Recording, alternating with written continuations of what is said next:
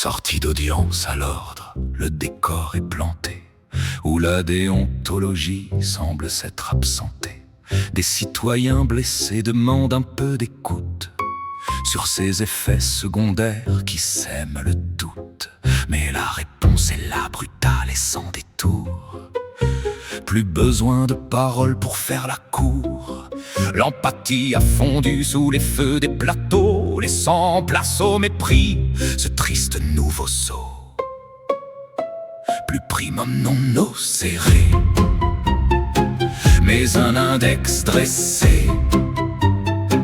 Tel est son nouveau serment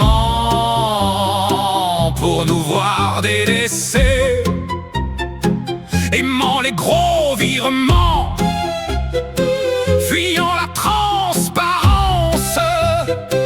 Elle n'a point d'honneur, juste un doigt d'horreur en silence. Plus de 200 000 €, c'est le montant total reçu des labos pour un discours sans égal. 28 000 de Gilead, le lien est bien scellé pour vanter un produit sans jamais le révéler. La posture du plateau impose sa loi, le débat scientifique n'a plus aucun droit. On obéit à la ligne, on protège le réseau, pendant que l'éthique sombre tout au fond de l'eau. L'ordre des médecins, cet arbitre en déroute, cité pour irrégularité, il sème le doute. Comment juger le geste quand on est soi-même au cœur d'un scandale financier qui pose problème? Marty vient en renfort, hurlant au complotisme pour masquer les fissures de ce vieux mécanisme.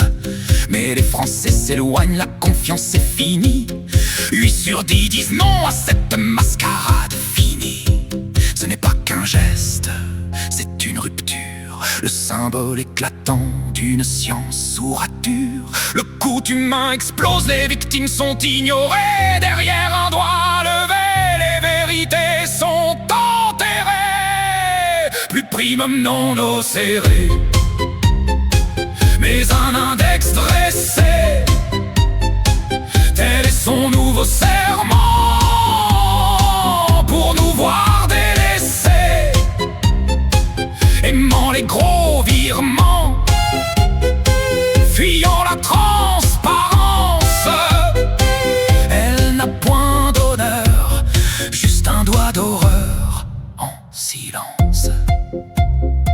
Rideau sur la médecine, place à la propagande.